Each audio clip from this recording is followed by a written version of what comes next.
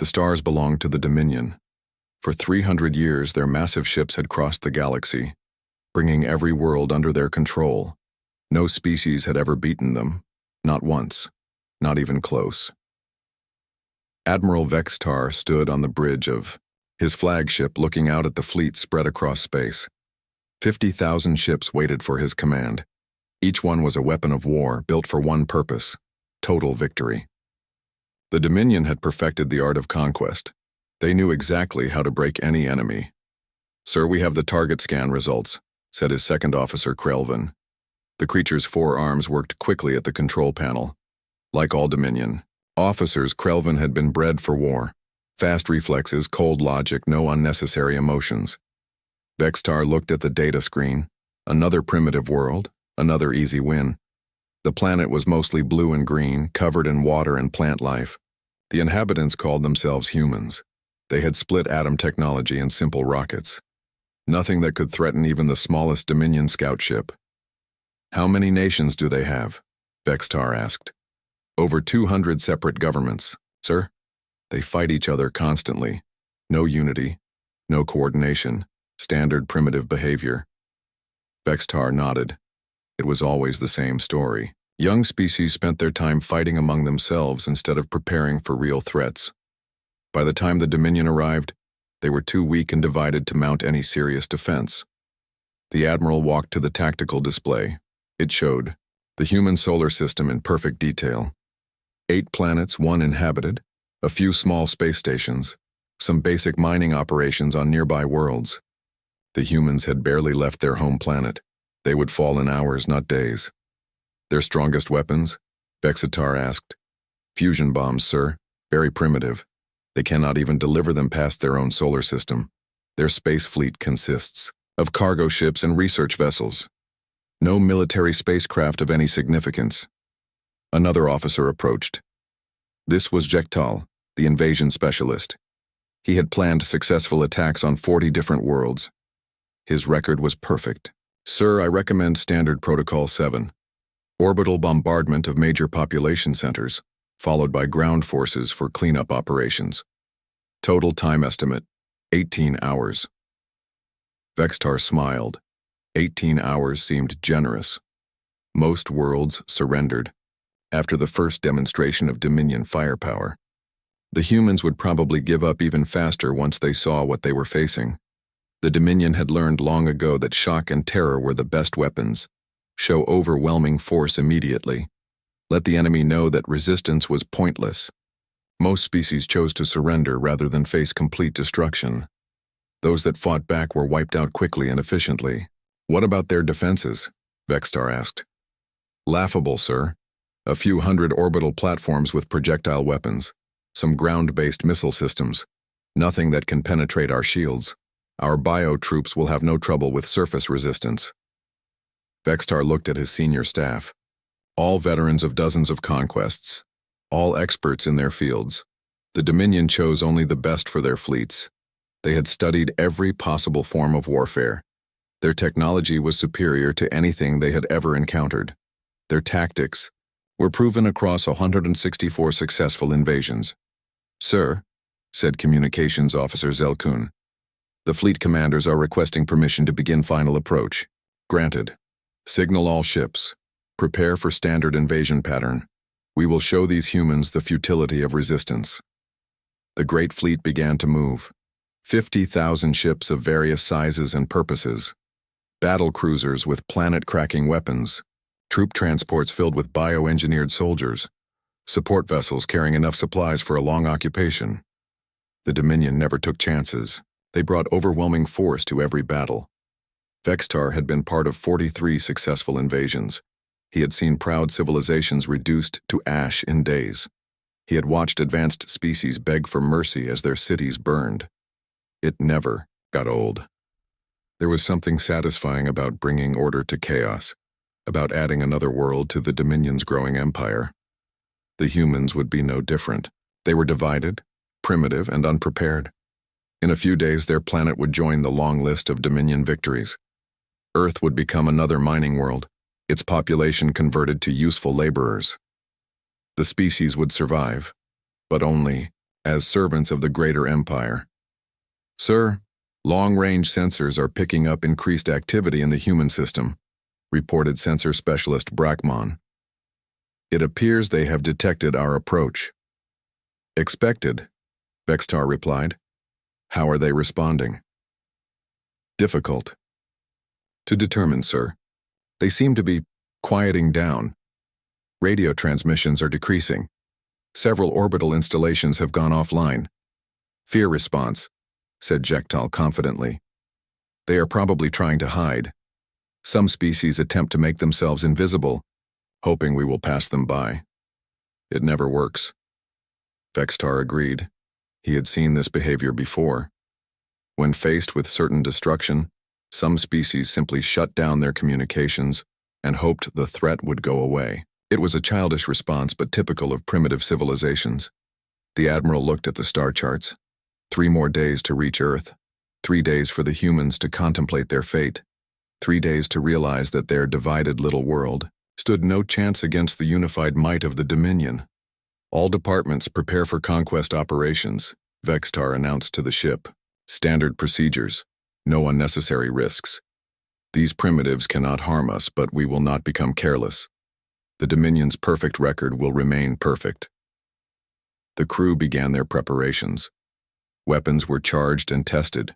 Troop transports reviewed their landing procedures. Medical teams prepared for the few casualties that might result from ground operations. Everything was routine. Everything was according to plan. Vextar returned to his private quarters to review the invasion. Plans one final time. The humans had built their major cities near large bodies of water, easy targets for orbital bombardment. Their military bases were clearly marked and poorly defended. Their population centers were unprotected. It would be like all the others. A quick demonstration of power, followed by rapid surrender or swift annihilation. In 3 days, the Dominion's victory count would rise to 165.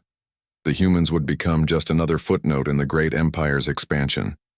Their primitive struggles and divided nations would be forgotten. Their planet would serve the Dominion's needs, as all conquered worlds did. The Admiral looked out at the stars one more time before sleeping. Somewhere ahead on a small blue world, an entire species was about to learn that the galaxy belonged to the strong. The Dominion had never met a species that could stand against them. They never expected to. The great fleet moved through space, confident and unstoppable. Behind them lay 164 conquered worlds. Ahead lay number 165. It would be exactly like all the others, quick, efficient, and decisive. The humans would fall, as every other species had fallen. The Dominion's perfect record would continue. It always did. Dr. Kang Minho had been watching the stars for 20 years. The Seoul Deep Space Observatory was his life's work, a collection of radio telescopes pointed at the darkness between worlds. Most nights he listened to the quiet hum of distant galaxies and the whisper of cosmic radiation. Tonight was different. The signal came at 3:17 a.m. local time, not the random noise of natural phenomena, but something clearly artificial. Mathematical patterns repeated in precise intervals. Radio waves organized in a way that could only mean one thing. Intelligent life was sending a message. Minho's hands shook as he adjusted the equipment. The signal was incredibly strong, suggesting massive transmitters. But the most frightening part was the source location. The signals were coming from inside Earth's solar system, moving steadily toward their planet. He reached for the red phone that connected directly to the United Earth Defense Coalition headquarters in Geneva. The phone that had never been used for its intended purpose. "This is Dr. Kang at Seoul Observatory," he said when someone answered. "I need to speak to the Defense Council immediately. We have contact." 30 minutes later, Minho was on a secure video call with the most powerful people on Earth. President Park Ji-hye appeared on his screen along with military leaders from every major nation. General Lee Dong-hyun from the Korean Defense Forces, Admiral Kim Yoon-ji from the Pacific Fleet, Colonel Yoon Ji-ho from Strategic Command. Faces he had only seen on news broadcasts were now looking at him for answers. "Dr. Kang, please explain what you found," President Park said calmly, though Minho could see the tension in her eyes. "The signals are definitely artificial," Minho began. They're coming from a massive fleet of ships, at least 50,000 individual transmitters. They're decelerating from near light speed, which means incredibly advanced technology. Based on their current trajectory and speed, they'll reach Earth in exactly 30 days. The silence that followed was broken by Admiral Kim. 50,000 ships? Are you certain? The radio signatures don't lie, Admiral. This is the largest artificial construct ever detected, much larger than anything we could build. General Lee leaned forward. Have you detected any attempts at communication? Any messages directed at Earth? Nothing. They're talking among themselves, but not to us. The signals are encrypted beyond anything we can decode. But the fact that they're coming straight here suggests they know we exist. President Park looked around at her advisors. Recommendations? Colonel Yoon spoke first. We have to assume hostile intent. No civilization sends 50,000 ships for a friendly visit. We need to activate all defense protocols immediately. What defenses? Admiral Kim asked grimly. Our entire space fleet is maybe 300 ships, and most of those are cargo vessels. Our orbital platforms were designed to stop asteroids, not alien warships. We have fusion weapons, General Lee pointed out. Enough to destroy any conventional fleet. Conventional being the key word, Colonel Yoon replied. A civilization with 50,000 starships has technology we can't even imagine. Our weapons might be useless against them. President Park was quiet for a long moment. Dr. Kang, based on what you're seeing, what's your assessment of their capabilities? Minho looked at his data again. Madam President, the energy required to accelerate 50,000 ships to near light speed is beyond anything in our physics textbooks. If they can do that, they can probably do anything. Our only advantage is that we have 30 days to prepare. 30 days to prepare for the impossible, Admiral Kim said quietly. Over the following days, the world changed. The alien fleet's approach was kept secret from the general population, but every military base on Earth went to maximum alert. Defense satellites were moved into new positions. Nuclear submarines took up stations around the globe. Every weapon system humanity had ever built was activated and prepared, but the military leaders knew the truth. Earth's defenses were built for fighting other humans, not advanced aliens. Their best weapons were centuries behind what the approaching fleet probably possessed. Colonel Yoon worked 18-hour days in the underground command center beneath Seoul. The walls were covered with tactical displays showing Earth's defense grid. Red dots marked missile bases, green dots marked orbital platforms, blue dots marked military spacecraft. There weren't enough dots. We need to think differently, Yoon told his staff during one of their midnight planning sessions. We can't fight them ship to ship.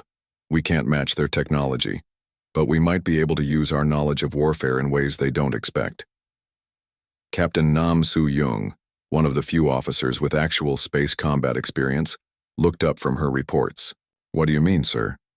These aliens have probably conquered many worlds, but have they ever fought a species that spent 10,000 years fighting itself?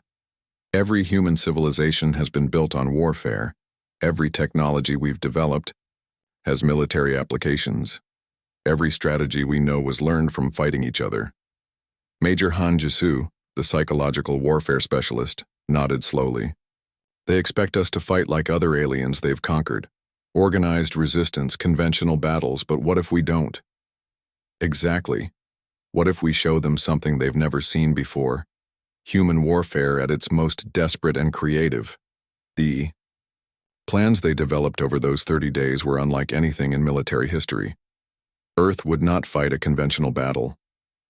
Instead, humanity would wage war the way it always had, with cunning, desperation, and a willingness to use any tactic that might work. Every asteroid in the solar system was mapped and analyzed. Mining operations were converted to weapons manufacturing. Deep space monitoring stations were turned into early warning posts. The entire solar system became a fortress, but the most important changes were happening on Earth itself. In deep underground bunkers built during humanity's own nuclear standoff centuries earlier, entire populations were moved to safety. The cities the aliens would target for bombardment were quietly emptied. replaced with sophisticated decoys that would look real from orbit. Dr. Kang continued monitoring the approaching fleet. Their signals remained encrypted, but the patterns were becoming clearer.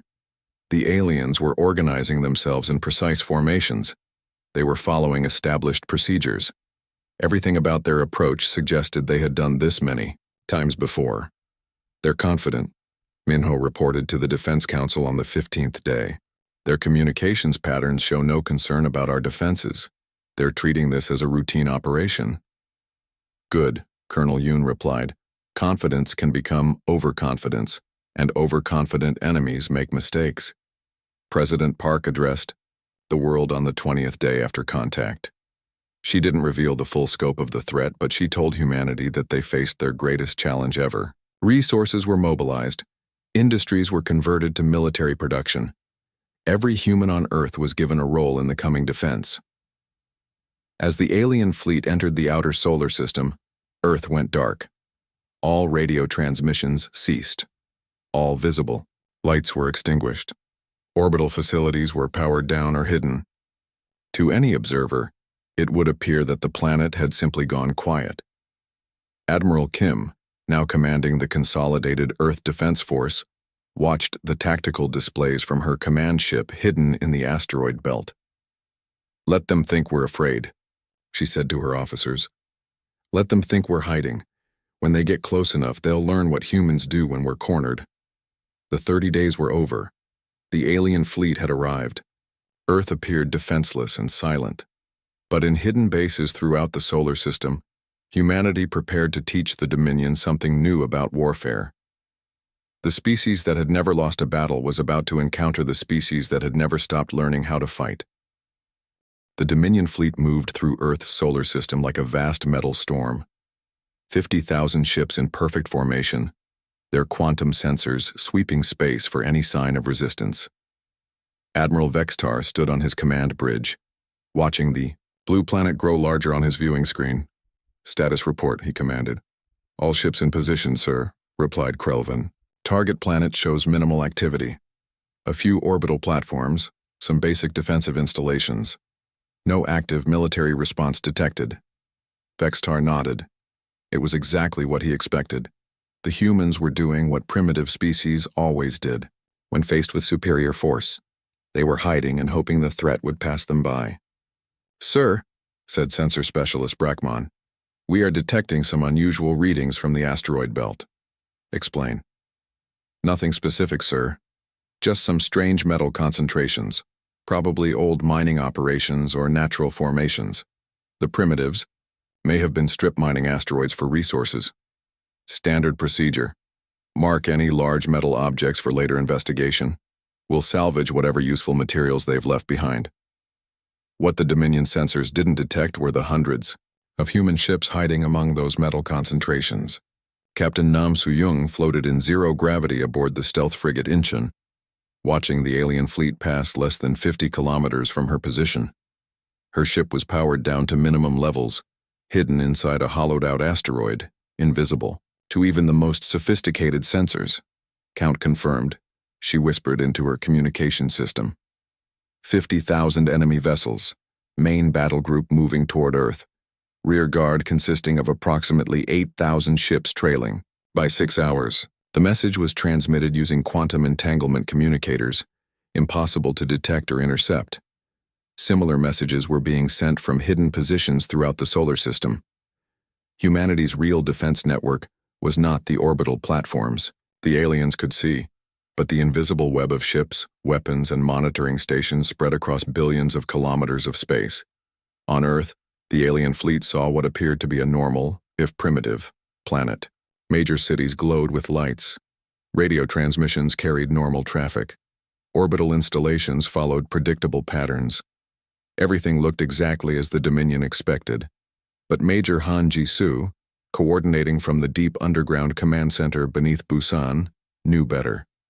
Every light the aliens saw was fake. Every radio signal was generated by automated systems. Every person they might glimpse through their scanners was a sophisticated hologram. The real population of Earth was safely hidden in underground cities, built over decades of secret preparation. Decoy systems at full operation. Han reported to Colonel Yoon. "The enemy is seeing exactly what we want them to see." "And our real forces?" "Hidden and ready." Admiral Kim reports that Shadow Fleet is in position throughout the asteroid belt. Captain Oh Taewon's strike group is ready for the first phase attack. All weapon systems are powered up and waiting for your order. Colonel Yoon studied the tactical display. The alien fleet was massive beyond anything humanity had ever faced, but it was also following predictable patterns. After studying their approach for 30 days, human military analysts had identified their standard procedures. The Dominion always did the same thing: overwhelming orbital bombardment followed by ground invasion. They had never encountered a species that might change the rules. "Sir, the enemy fleet is beginning bombardment positions," reported Communications Officer Lee Hyejin. "Let them," Yoon replied. "Phase 1 begins now." In space, Admiral Vextar watched his fleet take perfect bombardment formation. Every ship knew its role. Every weapon was targeted on specific ground installations. The humans would have perhaps minutes to surrender before their planet was reduced to ash. "Begin standard bombardment sequence," Vextar commanded. Thousands of plasma beams lanced down from space, striking what appeared to be major population centers and military installations. Massive explosions bloomed across Earth's surface. Cities seemed to burn. Military bases appeared to vaporize under the alien weapons. But in the underground command center, Major Han watched the tactical display with cold satisfaction. Every target the aliens were destroying had been carefully prepared for this moment. Empty buildings filled with explosive materials to create impressive fireballs. Abandoned military bases rigged to produce spectacular secondary explosions. The aliens were destroying exactly nothing while thinking they were winning a decisive victory. "Decoy targets responding perfectly," Han reported. "Enemy is expending significant ammunition on worthless targets." "Phase 2, Colonel Yoon ordered. Captain Oh Taewon had been waiting for this moment.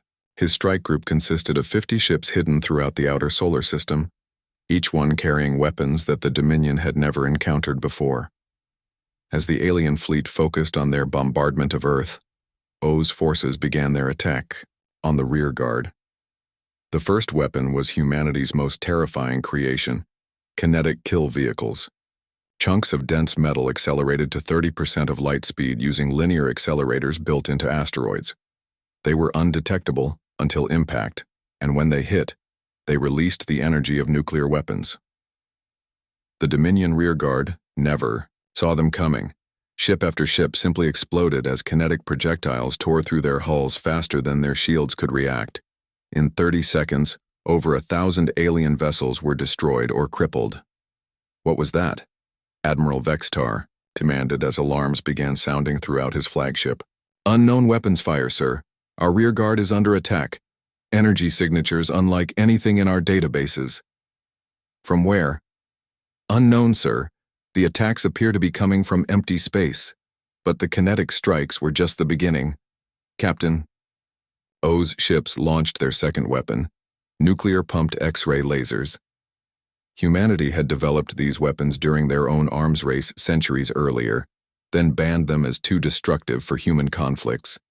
But they had never stopped improving the design. Beams of coherent X-rays powered by nuclear explosions swept through the Dominion rearguard.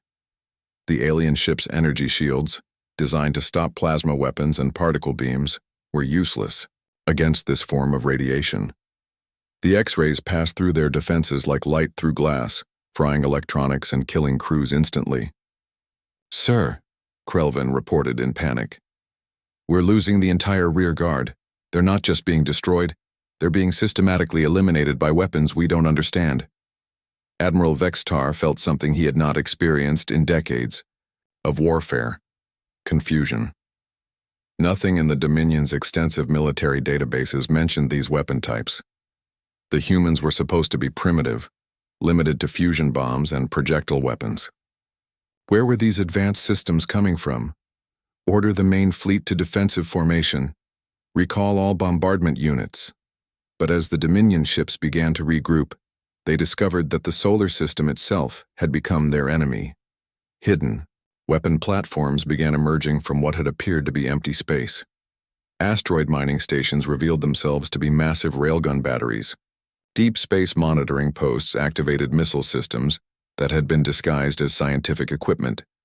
Captain Nam Soo-young brought her ship out of hiding, leading a squadron of stealth frigates in a close-range attack on the Dominion's flanking units. Her weapons were not exotic like O's kinetic killers, but they were perfectly designed for this moment. Short-range fusion torpedoes that could penetrate the alien shields through sheer explosive power. "This is impossible," Admiral Vextar said as he watched his perfect formation dissolving into chaos. "Primitives cannot possess weapons like these." "Sir," said Communications Officer Zelkun, "we're receiving quantum-encrypted transmissions throughout the system. The humans have been coordinating this entire engagement." "Coordinating?" But their communications were silent. "They were using quantum entanglement, sir. We never detected it because we weren't looking for such advanced communication methods from a primitive species." For the first time in 164 conquests, Admiral Vextar realized that the Dominion had made a fundamental error. They had assumed that primitive technology meant primitive thinking. They had not considered that a species might hide advanced capabilities behind a facade of simplicity. They had never encountered an enemy that specialized in deception and misdirection. The humans had not just built better weapons, they had built a better trap. And the Dominion fleet was caught in the center of it, surrounded by enemies they had never seen coming, fighting a battle they had not known they were entering. The species with 164 perfect victories was about to learn that winning streaks eventually end, usually in the most unexpected ways possible. Admiral Vextar's perfect formation was falling apart. What had begun as a routine bombardment of a primitive world had become a nightmare of confusion and destruction. His rear guard was gone, eliminated by weapons that shouldn't exist. His flanking units were under attack by ships that appeared from nowhere, and somehow the humans were coordinating it all with technology the Dominion had never seen. "Status report," Vextar demanded. "Sir, we've lost over 12,000 ships in the past hour," Krelvin reported, his forearms working frantically at the control panels. "Enemy forces are attacking from positions throughout the solar system. Our sensors cannot track their movement patterns." "How many human ships are we facing?" "Unknown, sir. They appear, attack, then vanish. Our targeting systems cannot lock onto them effectively." What the Dominion didn't understand was that they were fighting an enemy that had spent thousands of years perfecting the art of guerrilla warfare. Every human tactical manual from ancient Earth to the space colonies contained the same basic principle. When facing a superior enemy, never fight fair. Use terrain, deception, and mobility to turn strength into weakness. Commander Otewan's strike group had moved deeper into the solar system, using gravitational slingshots around planets to build velocity for hit-and-run attacks. His ships would appear behind the alien formation, launch a devastating barrage, then disappear before the enemy could respond. "Target the command ships," O ordered his squadron. "Cut the head off the snake." The human ships accelerated toward the Dominion flagship, their fusion drives pushing them to speeds that should have torn the vessels apart. But these ships had been built for war, designed with one purpose: to kill enemies that thought themselves invincible. Vextar watched the tactical display as the human attack force approached his position. "All weapons, target those ships, destroy them before they reach us." The Dominion's plasma cannons fired in perfect coordination, sending streams of superheated gas toward the approaching humans. Any normal ship would have been vaporized instantly. But the human vessels didn't try to avoid the weapons, instead they flew straight through them. "Impossible," Jektal exclaimed. "Our plasma beams are hitting them directly. Why aren't they being destroyed?" The answer was found in humanity's own history of warfare. During their nuclear standoff centuries earlier, human engineers had developed armor designed to survive the radiation and heat of atomic weapons. Now the technology protected their ships from the Dominion's energy weapons, allowing them to close to point-blank range. O's ships opened fire with weapons the aliens had never seen before: magnetic, plasma accelerators that turned the enemy's own defensive shields into conductors for devastating electrical attacks. The Dominion ships began exploding from within as their own defensive systems became weapons against them. But the space battle was only part of humanity's strategy. On Earth's surface, Major Han Jisoo was coordinating the next phase of the deception. The aliens had spent hours bombing what they thought were major population centers. Now it was time to show them what those destroyed cities really contained. Activate the underground launch systems, Han ordered. Across Earth's surface, massive sections of apparently destroyed ground began to move. The cities the Dominion had bombed were not cities at all, but camouflaged launch facilities. Thousands of missile silos opened simultaneously, revealing weapons that had been hidden beneath fake buildings and holographic projections. The missiles that rose from Earth's surface were not conventional weapons. They were fusion-powered interceptors designed to hunt down and destroy enemy spacecraft. Each one carried enough explosive power to vaporize a city, and they were guided by artificial intelligence systems that made them nearly impossible to stop. Sir, Brackmon reported in panic. Massive missile launch from the planet's surface. Thousands of projectiles incoming. But we destroyed their launch facilities. The launch facilities were hidden beneath our target sites. Everything we bombed was camouflage. Admiral Vextar felt a chill that had nothing to do with the temperature on his bridge. The humans had not just hidden their weapons from the Dominion's sensors. They had tricked the alien fleet into revealing their own positions while destroying only empty decoys. It was a level of strategic thinking that no primitive species should possess. Captain Nam Soo-young's stealth frigate squadron had moved to the edge of the solar system, where they began deploying humanity's most desperate weapon. Viral warfare programs designed to attack the Dominion's computer systems. During their preparation month, human programmers had studied every piece of alien technology they could detect, creating malicious software designed to turn advanced systems against their users. Launching cyber attack, Nam reported to command. Beginning infection of enemy communication networks. The virus spread through the Dominion fleet faster than their security systems could respond. Ships began losing navigation control. Weapons systems turned on their own vessels. Communication networks became chaotic streams of false information. The Dominion's technological superiority became their greatest weakness as their own systems rebelled against them. But the most terrifying moment came when Lieutenant Commander Shin Hyun-soo activated Earth's final defensive measure. The humans had not just prepared weapons and traps. They had turned their entire planet into a fortress. Hidden beneath Earth's oceans were massive electromagnetic pulse generators built into the planet's oceanic trenches. When activated, they created a field that disrupted electronics across the entire solar system. The Dominion ships, dependent on their advanced technology, began shutting down as their systems overloaded. All systems failing, Krelvin reported as the flagship's lights flickered and died. Some kind of electromagnetic attack. We're losing life support. In the darkness of his disabled command center, Admiral Vextar finally understood the truth. The humans were not primitive. They had deliberately appeared primitive to lure the Dominion into a trap. Every piece of intelligence the aliens had gathered was false. Every assumption they had made was wrong. The species that had conquered 164 worlds had finally met a species that understood war better than they did. The humans had not just prepared for battle, they had prepared for a specific kind of battle, one where superior technology meant nothing, where conventional tactics were useless, and where victory went to the most cunning and desperate fighters. As his ship drifted powerless in space, surrounded by the wreckage of what had once been the galaxy's most feared fleet, Vextar realized that the Dominion's perfect record was about to end. The humans had not fought them ship to ship or weapon to weapon. They had fought them mind to mind, and the aliens had lost before the battle even began. Outside the disabled flagship, human ships began to appear. Not the primitive vessels the Dominion had expected, but sleek warships built with technologies that combined alien science with human engineering. The hunters had become the hunted, and Earth's children were closing in for the final blow. The age of easy conquests was over.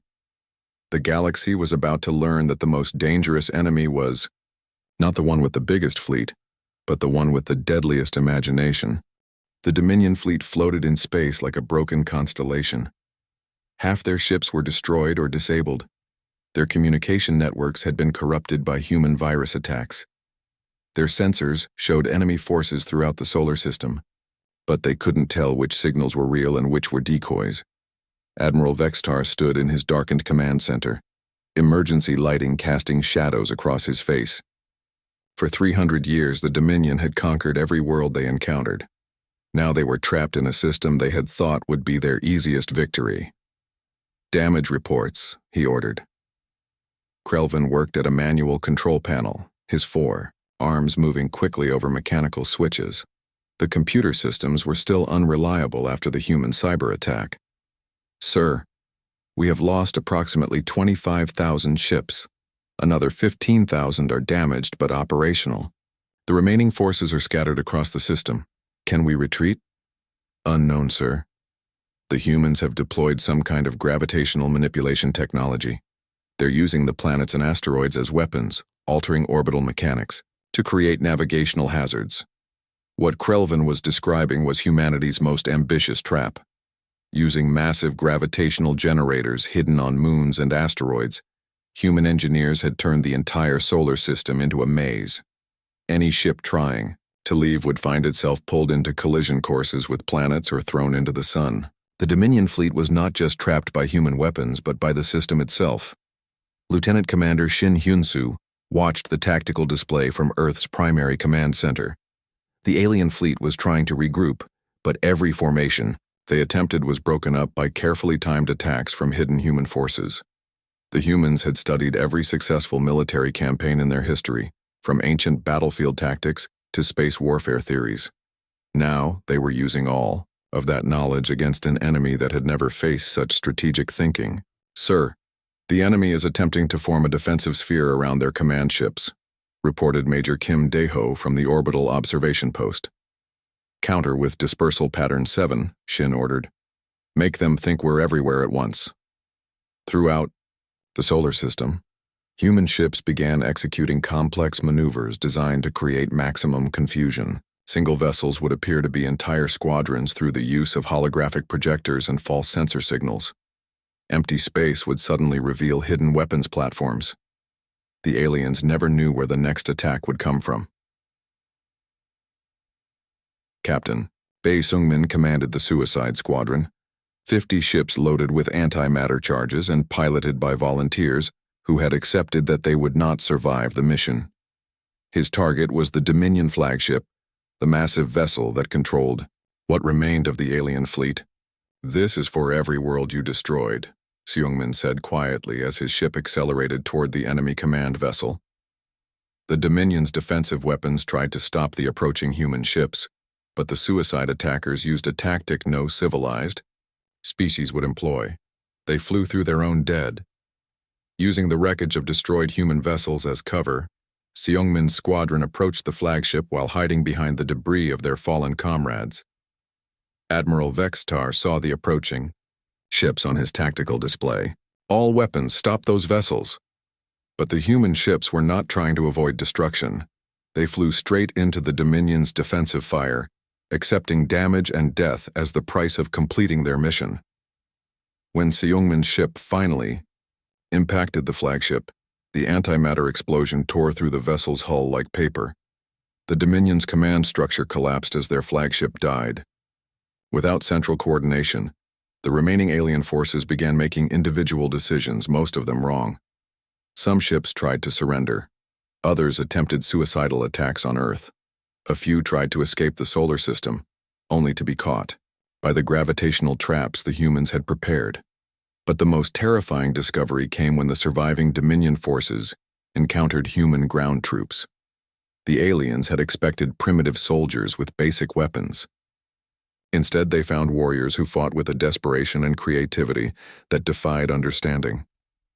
The bioengineered Dominion troops had been designed to feel no fear, no pain, no uncertainty. They were perfect soldiers according to every military theory, but they had never fought humans. Captain Lee Min-suk led the defense of the lunar colonies when alien landing craft finally reached the moon.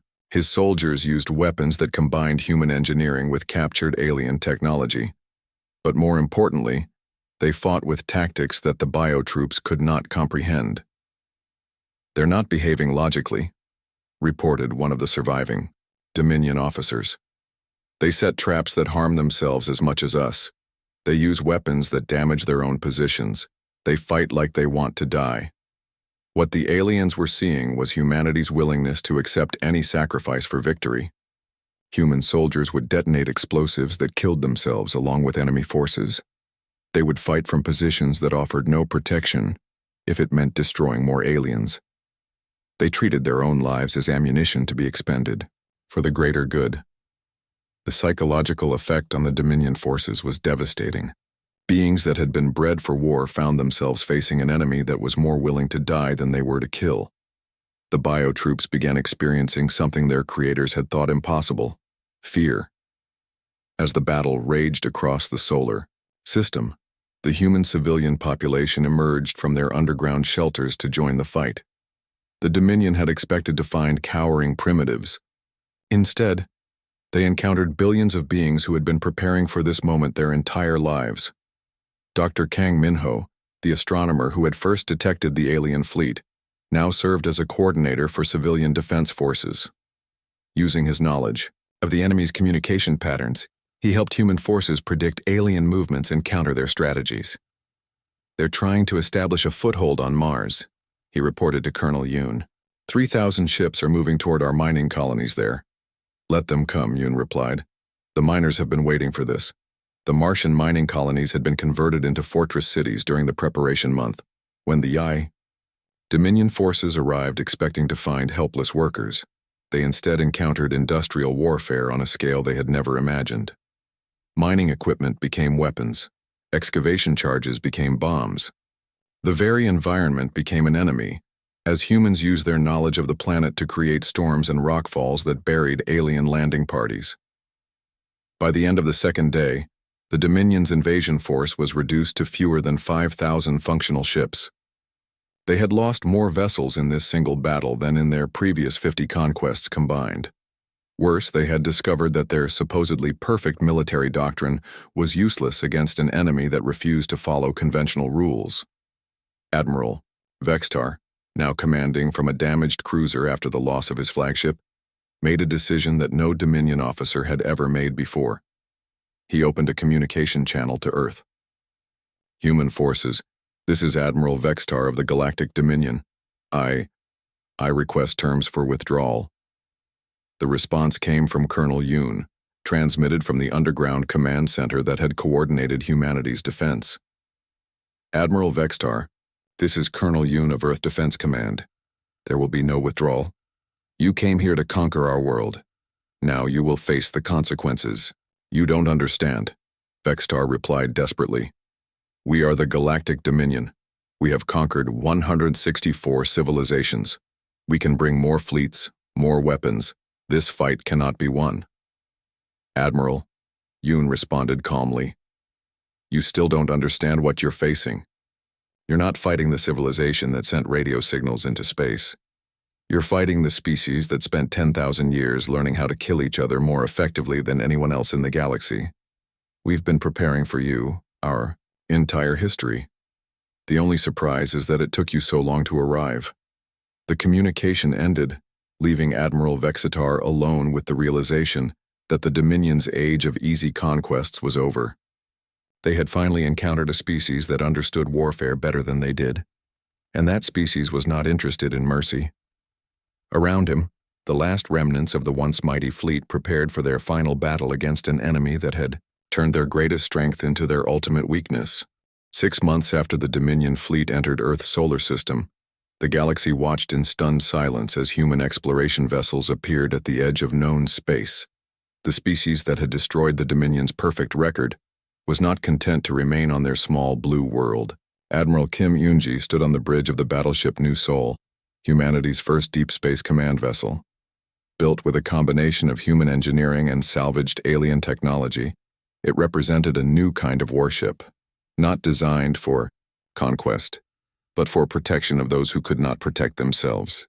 "Report from the Centauri expedition," Commander Park Ji-young announced from the communications station. "Go ahead," Kim replied. Captain Lee Min-seok reports successful contact with the Altarian colonies. They had been under Dominion rule for 80 years. The population is grateful for liberation. Kim nodded. It was the same story they encountered everywhere. Species that had lived under the Dominion's shadow for generations, reduced to slave labor on their own worlds. The galaxy was full of civilizations that had forgotten what freedom looked like. The destruction of the Dominion fleet at Earth had sent shockwaves across the galaxy. Species that had lived in terror for centuries suddenly found their oppressors retreating or disappearing entirely. Dominion garrison forces, cut off from their main fleet, were being overwhelmed by rebellions on dozens of worlds. Dr. Kang Minho, now serving as humanity's chief xenological advisor, studied the reports flooding in from across the galaxy. Each newly contacted species told the same story. The Dominion had arrived with overwhelming force, conquered quickly, then imposed a harsh occupation designed to strip the world of resources and labor. The pattern is consistent, he reported to President Park Jae-hee during their weekly strategy meeting. The Dominion never developed sustainable governance systems. They ruled through fear and superior firepower. Now that their fleet is gone, their entire empire is collapsing. And the liberated species? How are they responding to our arrival? President Park asked. Mixed reactions, Commander Oh Tae-won replied. He now led humanity's first contact protocols, having proven his strategic thinking during the defense of Earth. Some species welcome us as liberators. Others are suspicious of any military force. A few are trying to fill the power vacuum themselves, which is causing conflicts. The challenge facing humanity was unprecedented. They had not sought to become a galactic power, but the destruction of the Dominion had created a vacuum that someone needed to fill. The question was whether humanity could avoid becoming the same kind of oppressive force they had just defeated. Colonel Yoon, now commanding the Terran Defense Academy, was training officers from dozens of liberated species in human military doctrine.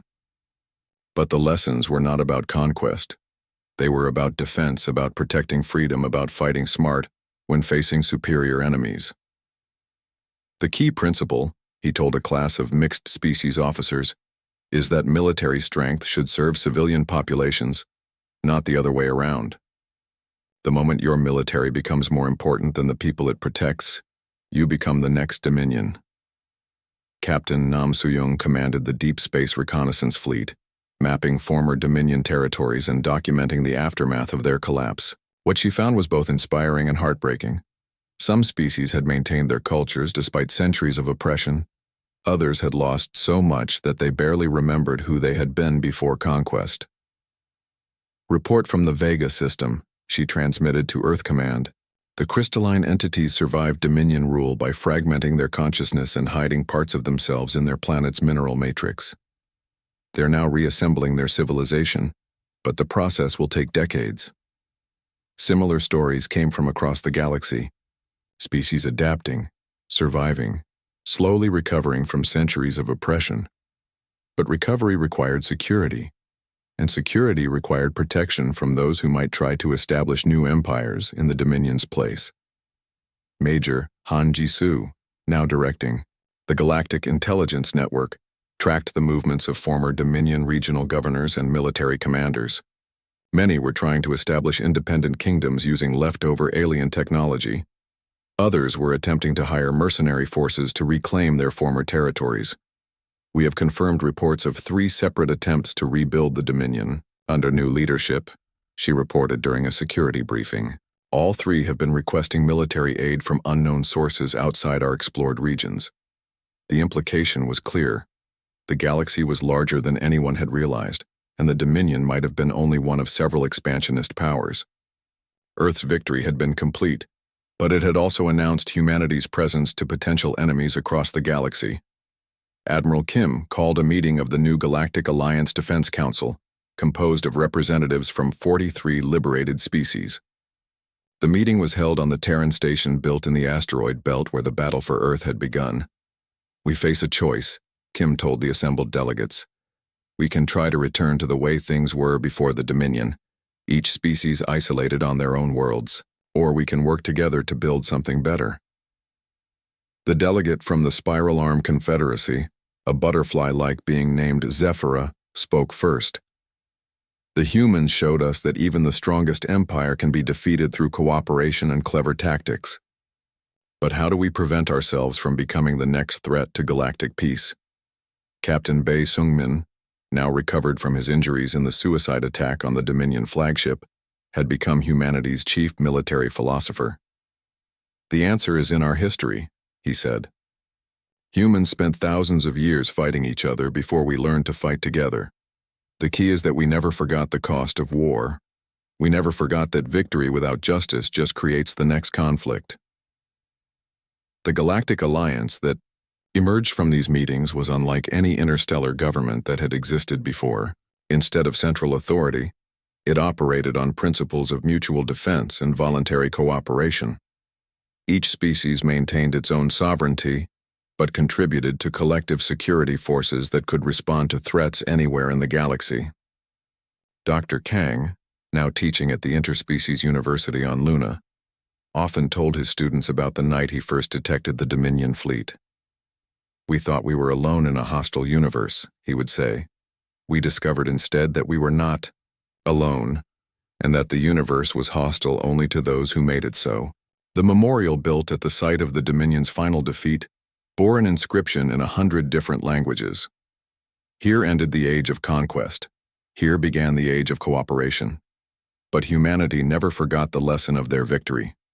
Every human child learned about the 30 days of preparation that had saved their world. Every human soldier trained with the understanding that the price of freedom was eternal vigilance. Every human diplomat carried the knowledge that the galaxy was full of species who had never learned to fight effectively, and that someone needed to teach them before the next threat arrived.